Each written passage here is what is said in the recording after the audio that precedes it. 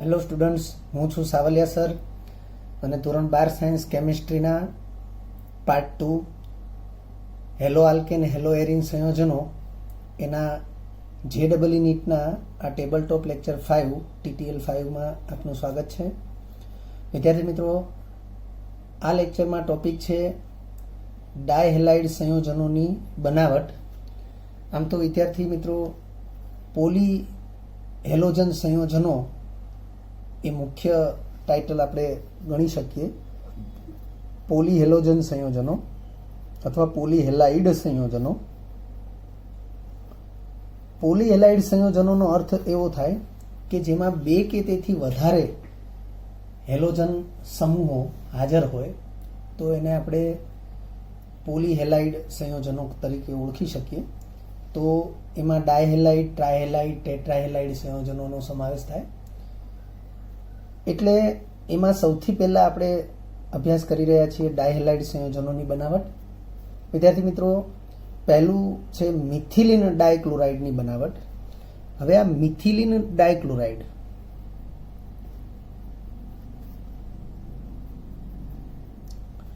ટાઇટલમાં લખ્યું છે methylene chloride.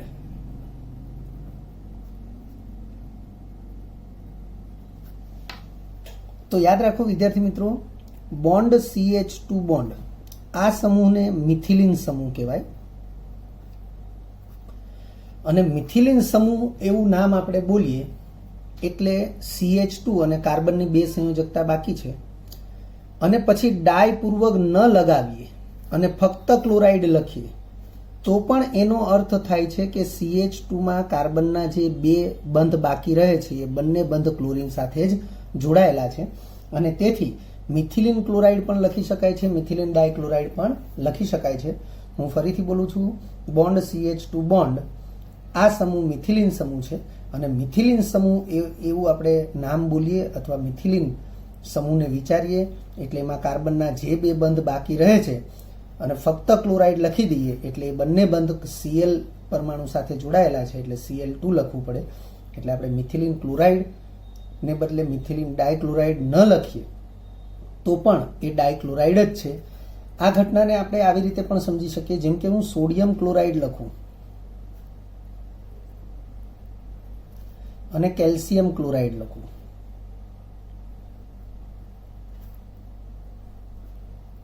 તો આપણને ખ્યાલ આવે છે કે સોડિયમ ધાતુની સંયોજકતા એક જ છે, +1, એટલે ક્લોરીન એક જ લખવો પડે એટલે NaCl સૂત્ર થશે.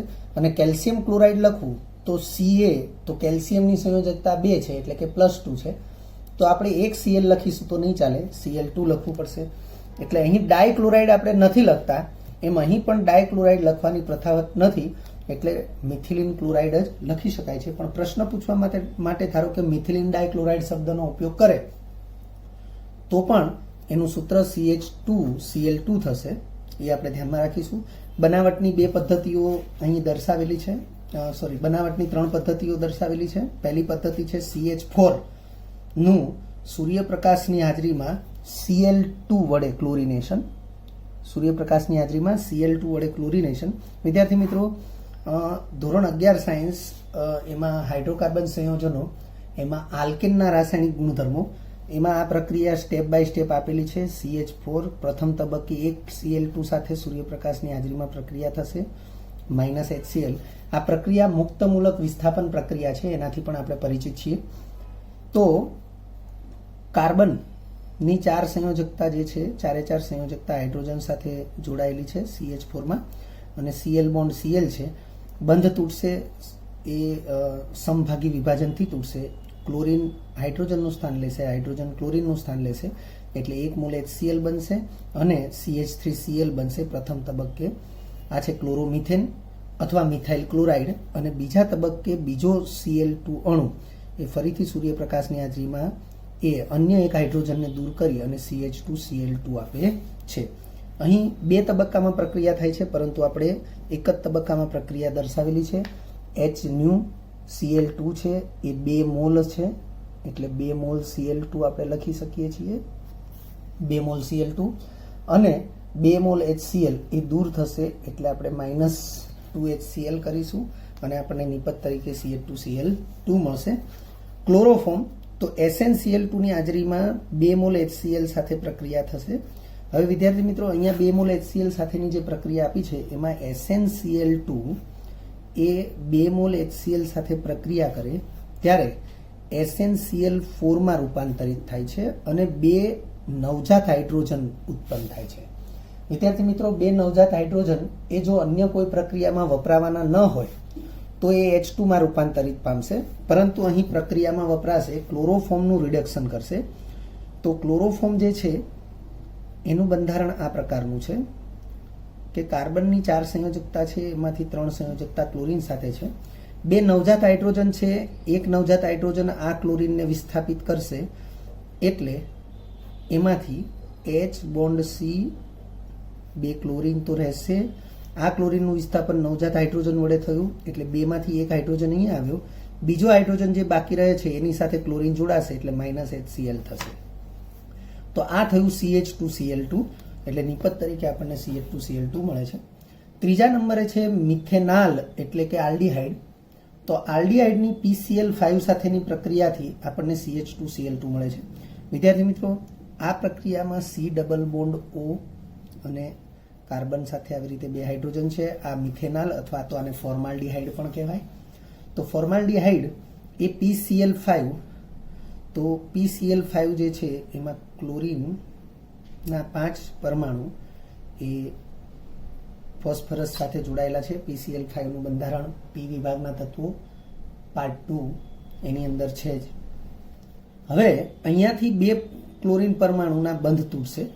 અહીંયાથી ઓક્સિજન પરમાણુ સાથેના બંને બંધ, કાર્બન અને ઓક્સિજનના બંને બંધ જે છે એ તૂટશે એટલે કાર્બન સાથે 2 ક્લોરીન પરમાણુ આ રીતે જોડાશે. 2 હાઇડ્રોજન પરમાણુ તો હતા જ એટલે CH2Cl2 થશે અને ફોસ્ફરસના 3 બંધ ક્લોરીન સાથે એઝ ઇટ ઇઝ રહેશે. ફોસ્ફરસના 3 બંધ ક્લોરીન સાથે જે સ્થિતિમાં હતા એ સ્થિતિમાં જ રહેશે, પરંતુ જે ક્લોરીન પરમાણુ અહીંયાથી મુક્ત થયા એના સ્થાને ઓક્સિજન પરમાણુ આવી જશે એટલે આ જે છે એ POCl3 તરીકે આપણને બાય પ્રોડક્ટ મળશે, ફોસ્ફરસ ઓક્સીક્લોરાઇડ જેનું નામ છે. પરંતુ આપણી જે મુખ્ય નિપજ છે એ CH2Cl2 મળી જશે. બીજા નંબરે છે વિસિનલ ડાયહેલાઇડની બનાવટ. ડાયહેલાઇડ સંયોજનોની જ બનાવટ છે. ડાય કહેતા 2 એટલે 2 Cl પરમાણુ હોય તો ડાયક્લોરાઇડ કહેવાશે, એટલે આપણે ડાયક્લોરાઇડની બનાવટ પણ કહી શકીએ. તો અહીંયા વિસિનલ ડાયહેલાઇડની બનાવટ છે.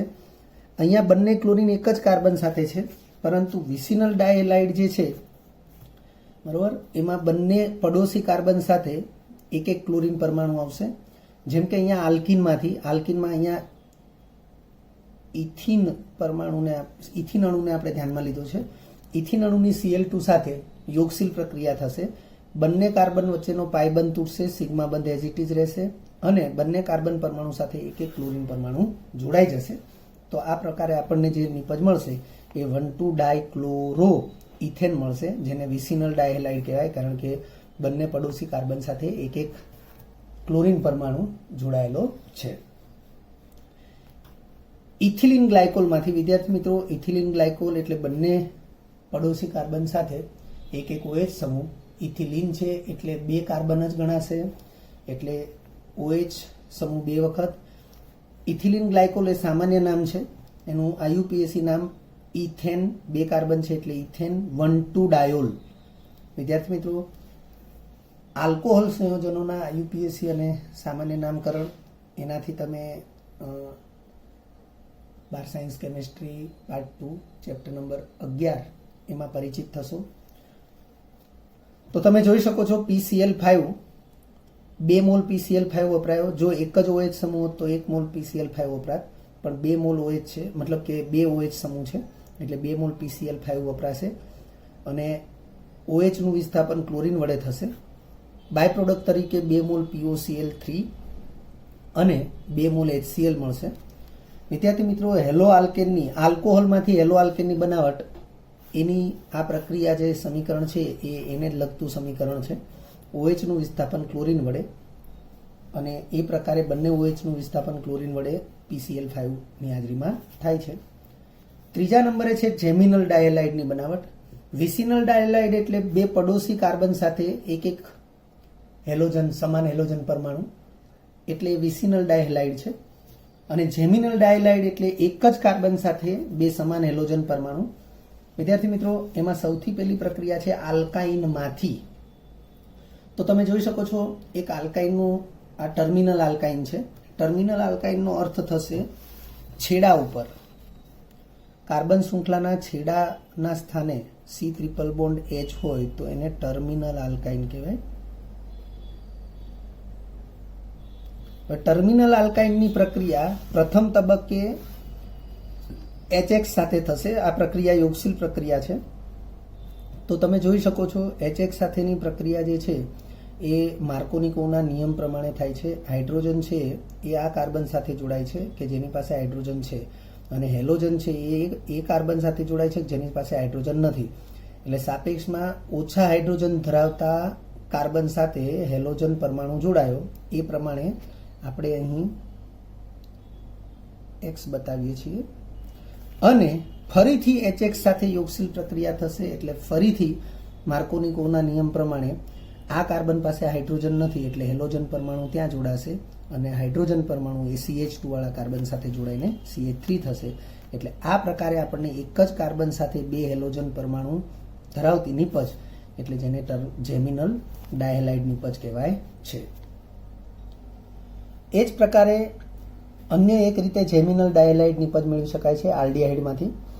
આલ્ડીહાઇડની PCl5 સાથે પ્રક્રિયા કરીએ તો બાય પ્રોડક્ટ તરીકે POCl3 મળશે.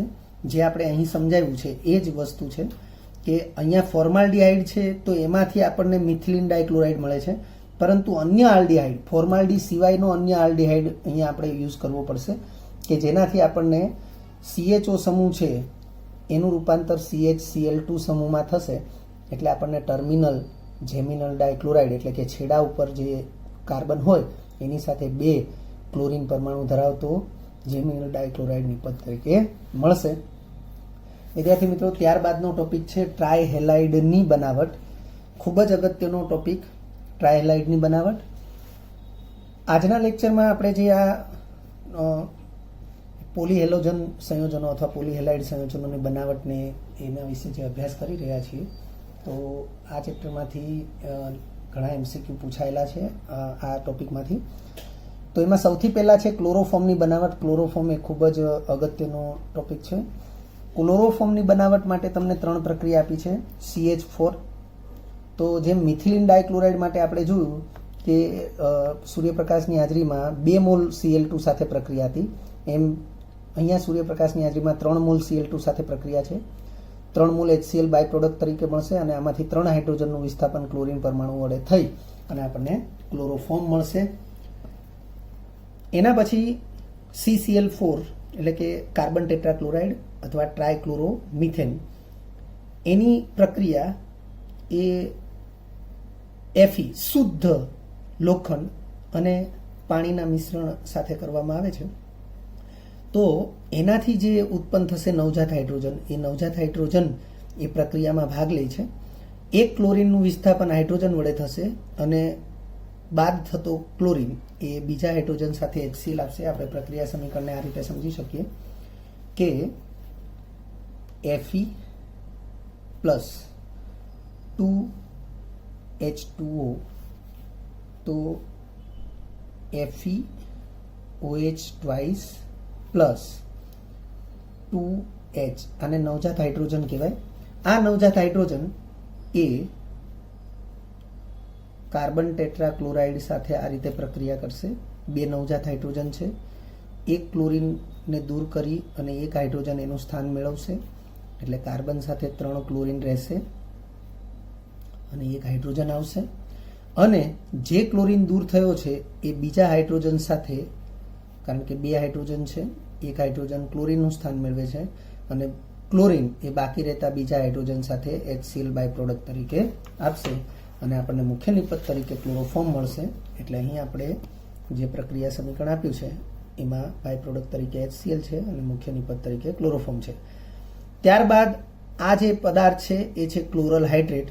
ક્લોરલ હાઇડ્રેટની NaOH સાથે જળ વિભાજન પ્રક્રિયા થાય છે, જેનાથી આપણને ક્લોરોફોર્મ અને સોડિયમ મિથેનોએટ અથવા સોડિયમ ફોર્મેટ અને પાણીનો અણુ એ બાય પ્રોડક્ટ તરીકે મળે છે. વિદ્યાર્થી મિત્રો, આ પ્રક્રિયા સમીકરણને આપણે આ રીતે સમજીશું. ક્લોરલ હાઇડ્રેટ આપણે ધ્યાનથી જોઈશું. ક્લોરલ હાઇડ્રેટ, તો ક્લોરલ હાઇડ્રેટ C સાથે Cl3 છે, બોન્ડ કરી અને CH OH છે. વિદ્યાર્થી મિત્રો, ખૂબ ધ્યાનથી આ પ્રક્રિયાનો આપણે અભ્યાસ કરીશું. સૌથી પહેલા તો આ પદાર્થ એ ખૂબ જ અસ્થાયી પદાર્થ છે, કારણ કે ક્લોરલ હાઇડ્રેટ જે છે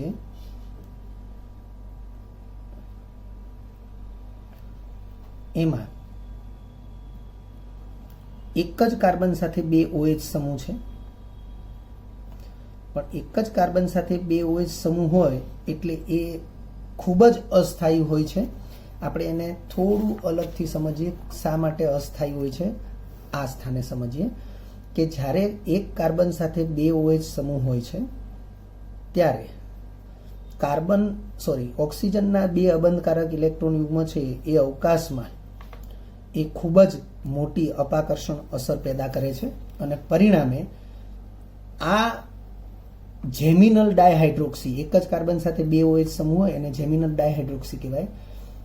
એમાંથી આ પ્રકારે વિઘટન થશે, પાણીનો અણુ દૂર થશે અને કાર્બન ઓક્સિજન વચ્ચે નવો બંધ બની જશે. તમે જોઈ શકો છો, આ ઓક્સિજન બાકી રહે છે, આ કાર્બન બાકી રહે છે, આ બંધ અને આ બંધ એકબીજા સાથે નવો બંધ બનાવશે એટલે C ડબલ બોન્ડ O બની જશે અને પાણીનો અણુ બાય પ્રોડક્ટ તરીકે મળશે.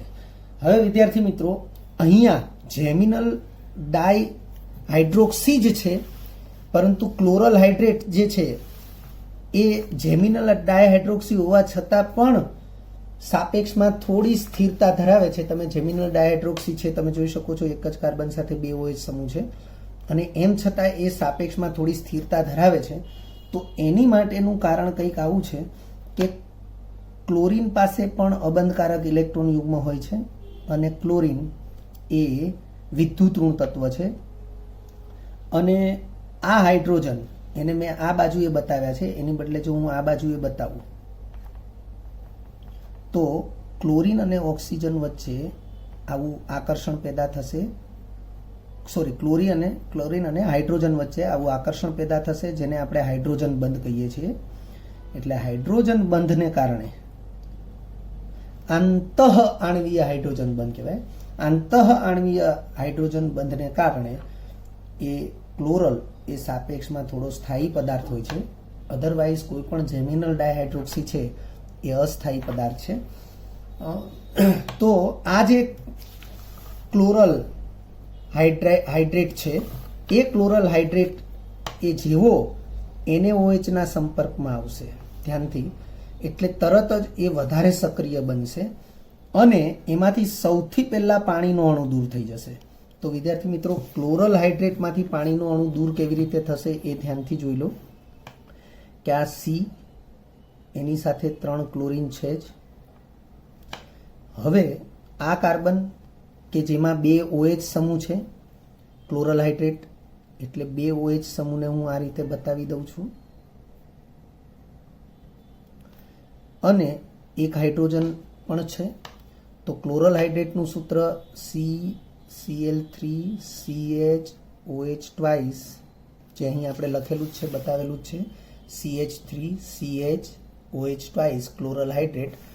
તો એ ક્લોરલ હાઇડ્રેટનું બંધારણ આપણે આ પ્રકારે દર્શાવ્યું, પણ જેવું NaOH ના સંપર્કમાં આવશે એટલે સૌથી પહેલી ક્રિયા મેં કીધું એ પ્રમાણે પાણીનો અણુ દૂર થઈ જવાની.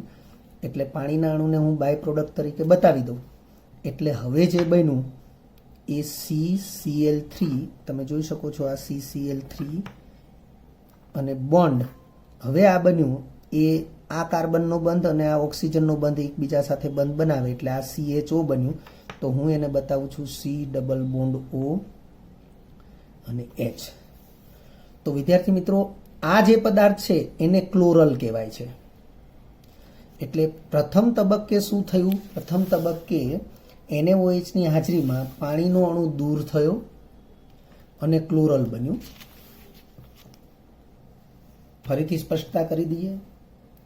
CCl3 CH OH આ ક્લોરલ હાઇડ્રેટ છે ક્લોરલ હાઇડ્રેટની પ્રથમ તબક્કે પાણીનું અણુ દૂર થઈ અને CCl3 માં રૂપાંતર થયું, જેને આપણે ફક્ત ક્લોરલ કહીશું. આ ક્લોરલ હાઇડ્રેટ છે. કોઈ પણને હાઇડ્રેટ એવો પ્રત્યય લાગે તો સમજવાનું પાણીનો અણુ જોડાયેલો છે, એટલે એ પાણી દૂર થઈ જાય તો ફક્ત ક્લોરલ વધે. એ પ્રમાણે પણ આપણે સમજી શકીએ. બંધારણ બતાવ્યું એ પ્રમાણે કે આ કાર્બન છે એની સાથે 3 ક્લોરીન આ પ્રકારે જોડાયેલા છે, અને આ કાર્બન જે છે એની સાથે 2 OH સમૂહ છે, આપણે જોઈ શકીએ છીએ. આ પ્રકારે 2 OH સમૂહ છે અને એક હાઇડ્રોજન છે. પણ જેવું NaOH ના સંપર્કમાં આવે છે, કોઈ પણ અન્ય પદાર્થના સંપર્કમાં આવે એટલે આની સક્રિયતા એ ખૂબ જ વધી જાય. આ રીતે પાણીનો અણુ દૂર થયો છે અને હવે આ કાર્બન ઓક્સિજન વચ્ચે નવો બંધ બની જશે, એટલે આપણે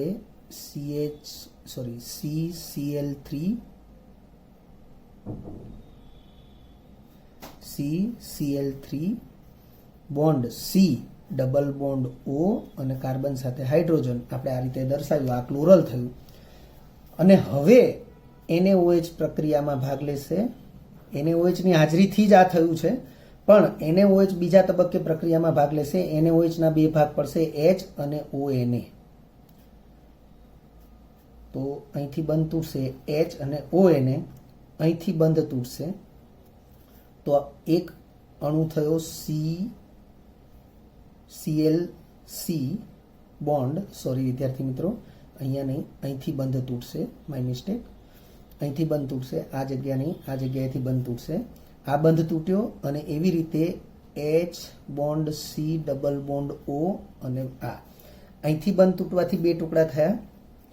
આ હાઇડ્રોજન અહીંયા જોડાશે અને આ ONA છે એ અહીંયા જોડાશે.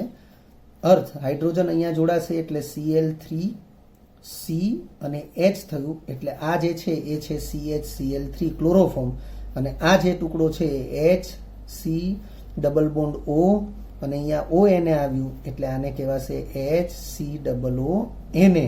એટલે આ બાય પ્રોડક્ટ છે, આ બાય પ્રોડક્ટ છે અને આપણી આ મુખ્ય નિપજ છે. તો CHCl3 ક્લોરોફોર્મની બનાવટ છે, HCOONA અને વત્તા પાણીનો અણુ. એટલે આ પ્રકારે આપણને ક્લોરલ હાઇડ્રેટમાંથી ક્લોરોફોર્મ મળશે.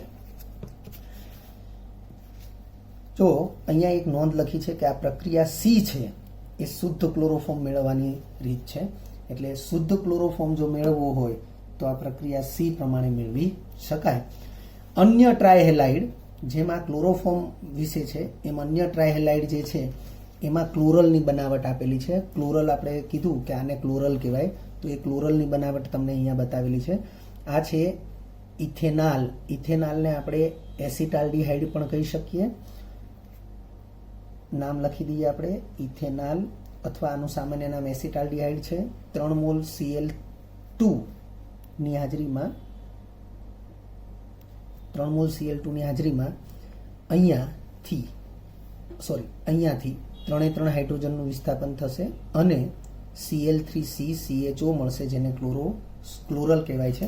પ્રક્રિયા સમીકરણ ખૂબ જ સહેલું છે. આ રીતે આપણે સમજી શકીએ કે C એની સાથે 3 હાઇડ્રોજન છે અને આ CHO એઝ ઇટ ઇઝ, આ છે ઇથેનાલ, અને Cl2 3 મોલ, તો ક્લોરીન બોન્ડ ક્લોરીન આવા 3 છે. આ બંધ તૂટી જશે. 3 ક્લોરીન આ હાઇડ્રોજનના વિસ્થાપન કરશે અને એ 3 હાઇડ્રોજન આ 3 ક્લોરીન સાથે જોડાશે, એટલે 3 HCl બાય પ્રોડક્ટ તરીકે આપણને મળશે. અને એ ક્લોરીન 3 ક્લોરીન એ આ કાર્બન સાથે જોડાયા અને CHO સમૂહ એઝ ઇટ ઇઝ રહ્યો, એટલે એ Cl3C CHO એટલે કે ક્લોરલ નિપજ મળશે.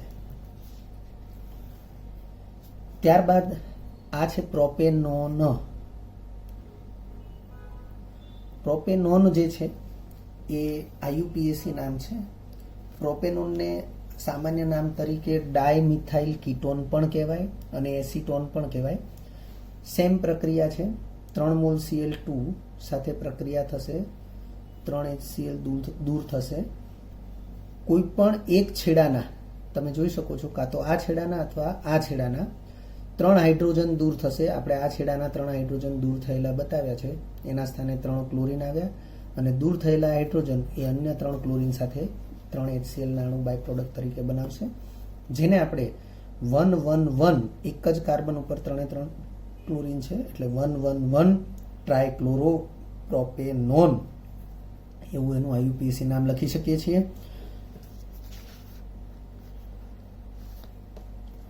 ક્લોરોફોર્મના રાસાયણિક ગુણધર્મો આપ્યા છે. રાસાયણિક ગુણધર્મોને આધીન પણ આપણને MCQ પૂછાતા હોય છે. વિદ્યાર્થી મિત્રો, આ ક્લોરોફોર્મ છે સૂર્યપ્રકાશની હાજરીમાં હવા સાથે જ એ ઓક્સિડેશન પ્રક્રિયા અનુભવે છે, અને આ ઓક્સિજન કાર્બન હાઇડ્રોજન વચ્ચેના બંધને તોડી અને ત્યાં દાખલ થાય છે.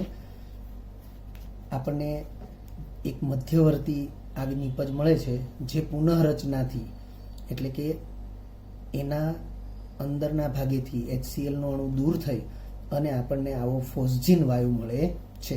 વિદ્યાર્થી મિત્રો, તમે જોઈ શકો છો કે અહીં પણ અસ્થાયીતા જ જવાબદાર છે, કારણ કે જે નિપજ આપણને મળી છે એ નિપજમાં એક જ કાર્બન સાથે 3 ક્લોરીન પરમાણુ છે એવું આપણે જોઈ શકીએ છીએ.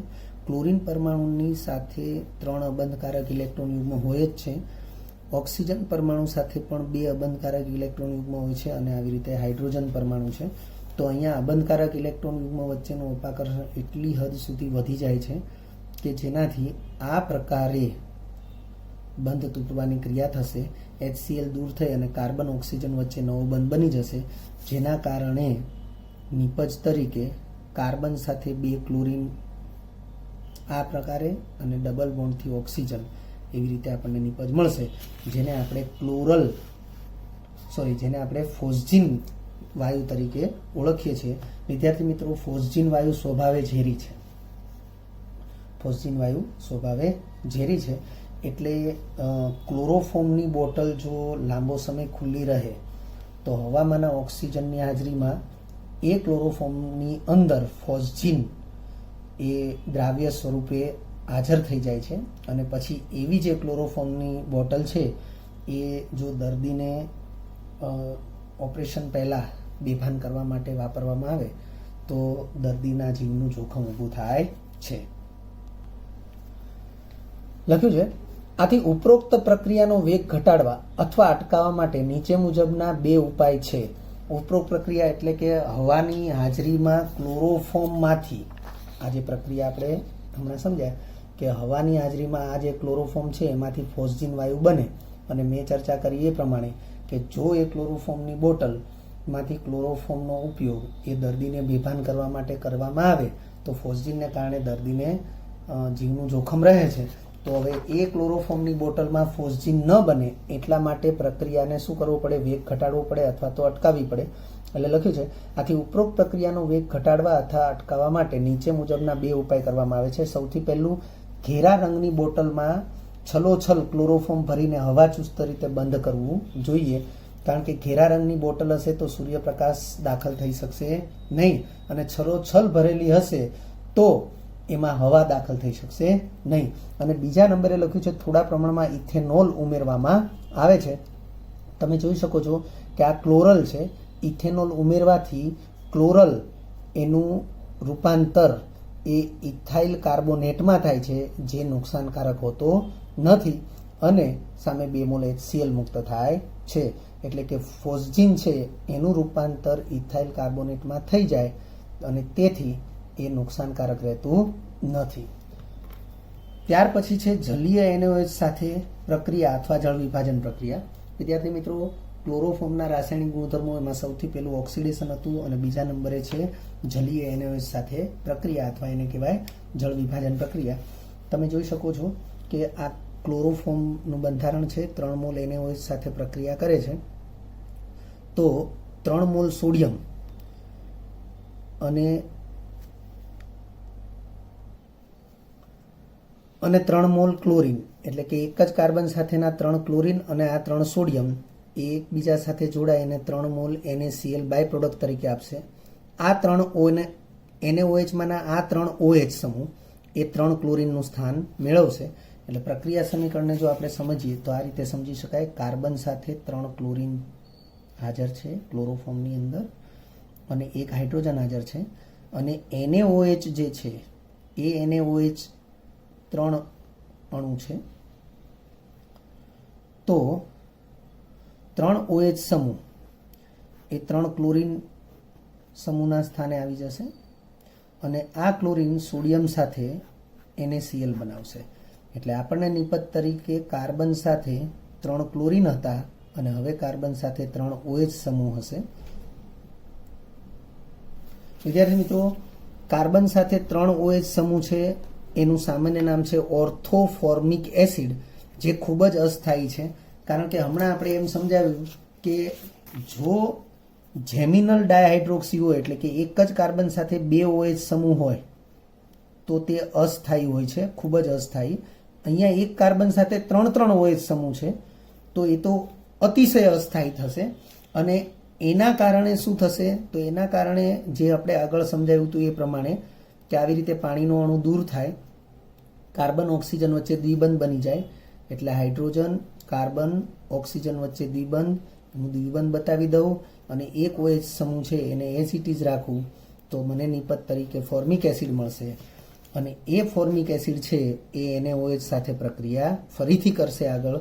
આ એસિડ છે NaOH બેઝ છે એટલે અહીંયાથી હાઇડ્રોજનનું વિસ્થાપન એ સોડિયમ વડે થશે એટલે નિપજ તરીકે HCOONA જેને કહેવાય સોડિયમ ફોર્મેટ અને આ OH અને આ H એ પાણીનો અણુ બનાવશે. સોડિયમ ફોર્મેટ ક્ષાર છે, આ પાણી છે, આ બેઝ છે, આ એસિડ છે. એટલે એસિડ અને બેઝ વચ્ચેની તટસ્થીકરણ પ્રક્રિયાથી ક્ષાર અને પાણી નિપજ મળે છે. એટલે સોડિયમ ફોર્મેટ ક્ષાર છે અને બાય પ્રોડક્ટ તરીકે પાણી પણ મળ્યું છે. પછી છે નાઇટ્રેશન પ્રક્રિયા. તો ક્લોરોફોર્મની નાઇટ્રેશન પ્રક્રિયા, તો ક્લોરોફોર્મ એ HNO3 સાથે પ્રક્રિયા કરે છે. CnO2Cl3 એટલે કે હાઇડ્રોજનનું વિસ્થાપન NO2 સમૂહ વડે થાય છે. આપણે આ પ્રકારે સમજી શકીએ છીએ.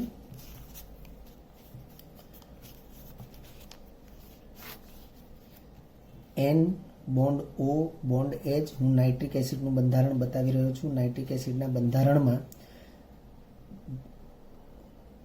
નાઇટ્રોજન અને ઓક્સિજન વચ્ચે દ્વિબંધ અને એક સિંગલ બોન્ડ હોય, પણ ત્યાં સંસ્પંદન થતું હોવાથી આપણે એને આ રીતે બતાવી શકીએ. HNO3 નાઇટ્રિક એસિડ વિશેનો અભ્યાસ એ પી વિભાગના તત્વો પાર્ટ 2 ની અંદર આપણે બાર સાયન્સની અંદર જ કરી ચૂક્યા છીએ. તો આ નાઇટ્રિક એસિડ છે અને ક્લોરોફોર્મમાં કાર્બન સાથે અહીંયા 1 હાઇડ્રોજન અને 3 ક્લોરીન છે. હવે વિદ્યાર્થી મિત્રો, અહીં બતાવ્યા પ્રમાણે OH બંધ તૂટશે, N અને OH બંધ જે છે એ તૂટશે અને OH સમૂહ એ અલગ રહેશે, NO2 સમૂહ અલગ રહેશે, જે આમાંથી હાઇડ્રોજનનું વિસ્થાપન કરશે. એટલે અહીંયા NO2 બોન્ડ CCl3 અને હાઇડ્રોજન અને OH વડે બાય પ્રોડક્ટ તરીકે પાણી, એટલે બાય પ્રોડક્ટ તરીકે પાણી. હવે આ જે બંધારણ છે એને સૂત્ર તરીકે CNO2Cl3 લખ્યું છે, જેને આપણે સામાન્ય રીતે અશ્રુવાયુ કહીએ છીએ. એ છે ટ્રાયક્લોરો નાઇટ્રોમિથેન. કારણ કે કાર્બન એક જ છે અને કાર્બનના જે 4 બંધ હોય બરોબર છે, એમાંથી 3 બંધ ક્લોરીન સાથે અને 1 બંધ NO2 સમૂહ સાથે, એટલે એને નાઇટ્રોમિથેન તરીકે ઓળખ્યું છે. ટ્રાયક્લોરો નાઇટ્રોમિથેન, જેને આપણે અશ્રુવાયુ તરીકે પણ ઓળખીએ છીએ. ક્લોરોફોર્મના ગુણધર્મો તો લખ્યું છે બાષ્પશીલ પ્રવાહી છે, તેમજ અતિ જ્વલનશીલ હોવાથી ઓપરેશન થિયેટરમાં આગ લાગવા માટે પણ જવાબદાર છે. ચેતાતંત્ર પર તેની અસરને એનેસ્થેટિક ઇફેક્ટ અથવા નિશ્ચેતક અસર કહે છે. વિદ્યાર્થી મિત્રો, આપણે જાણીએ છીએ કે ક્લોરોફોર્મનો ઉપયોગ એ ઓપરેશન થિયેટરમાં દર્દીનું ઓપરેશન કરવાનું હોય એ પહેલાં એને બેભાન કરવા માટે વપરાતું હોય છે. અને એ જ ક્લોરોફોર્મ જો અકસ્માતે ઓપરેશન થિયેટરમાં ઢોળાઈ જાય તો ઓપરેશન થિયેટર જે છે એ એક બંધ ઓરડો છે અને એ જે ક્લોરોફોર્મ છે એ બાષ્પશીલ પ્રવાહી છે, એટલે એની બાષ્પ બનશે અને એ ઓપરેશન થિયેટરમાં છવાઈ જશે. એટલે જેમ આપણા ઘરમાં રાંધણ ગેસ લીક થાય અને આપણે સ્વિચ ઓપરેટ કરીએ, લાઇટ કે પંખો શરૂ કરવા માટેની જે સ્વિચ હોય એ સ્વિચ ઓપરેટ કરીએ અને એની અંદર જે સ્પાર્કિંગ થાય, તણખો થાય, એનાથી પણ એ આગ પકડી લેતું હોય છે.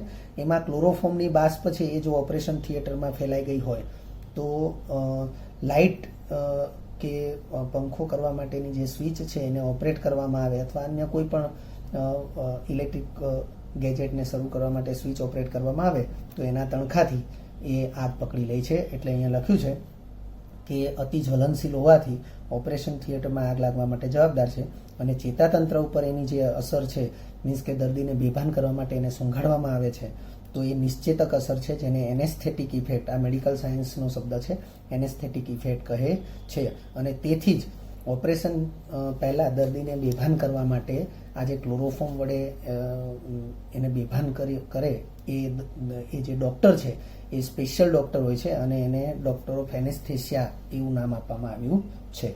વિદ્યાર્થી મિત્રો, આ સાથે આપણા હેલો આલ્કેન હેલો એરિન સંયોજનના જે JEE નીટના TTL લેક્ચર છે એ પૂરા થાય છે. પરંતુ એમ છતાં અન્ય કેટલીક માહિતીઓ જો બાકી રહેતી હોય, આમ તો JEE નીટ લેવલે ક્યારેય કોઈ પણ ચેપ્ટર પૂરું થઈ જ ન શકે કારણ કે માહિતી એટલી બધી વધારે હોય છે. પરંતુ જો કોઈ માહિતી એક્સ્ટ્રા હશે તો આપણે જ્યારે MCQ સોલ્વ કરાવીશું કે એવી કોઈ પણ બાબતોનો સામનો કરીશું ત્યારે પણ આપણે વધારે ક્લેરિફિકેશન આપતા રહીશું. વિદ્યાર્થી મિત્રો, જો તમને આ વિડીયો લેક્ચર ગમ્યો હોય તો લાઇક આપજો, શેર કરજો અને સબસ્ક્રાઇબ પણ કરજો.